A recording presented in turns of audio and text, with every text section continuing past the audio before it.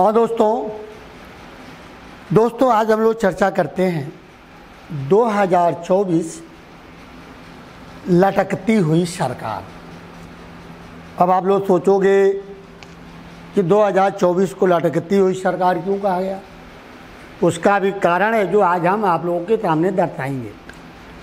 तो दोस्तों हम आपको बता दें कि गवर्नमेंट बनाने के लिए 272 सदस्य होना अनिवार्य है। अगर आज हम बात करें कि भारतीय जनता पार्टी और उनके सहयोगी दल की, तो टोटल ये लोग कितने सीट लेकर आए हैं?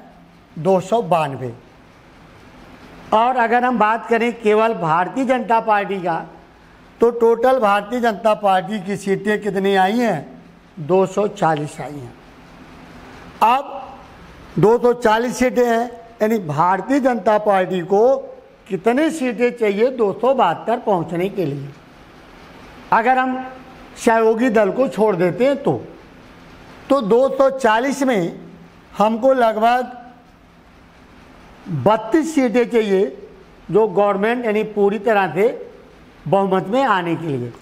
तो भारतीय जनता पार्टी के पास 32 सीटें कम हैं। अगर हम घटक को मिलाते हैं तो हो जा रहा है, लेकिन इन घटक में जो इनके सहयोगी दल हैं उसमें एक तो चंद्रबाबू नायडू हैं जो तेलुगु देशम थे, इनके पास 16 सीटें हैं दोस्तों। और जो हमारे नीतीश कुमार हैं जनता दल जेडीयू, जिनको आप लोग और पूरी भारत की जनता एक सूत्री नाम दे दिया है, पलटू चाचा। क्यों कि नीतीश कुमार का कोई भरोसा नहीं है कब ये पलट जाए, तो इसीलिए इनका नाम रखा गया पलटू चाचा। और आज अगर ये समर्थन देते हैं तो कभी भी सरकार खींच सकते हैं, इनका कोई भरोसा नहीं है। और अगर हम नीतीश कुमार और चंद्रबाबू नायडू को मिला करके सीटें जोड़ते हैं तो टोटल सीटें कितनी जा रही हैं? 28 सीटें।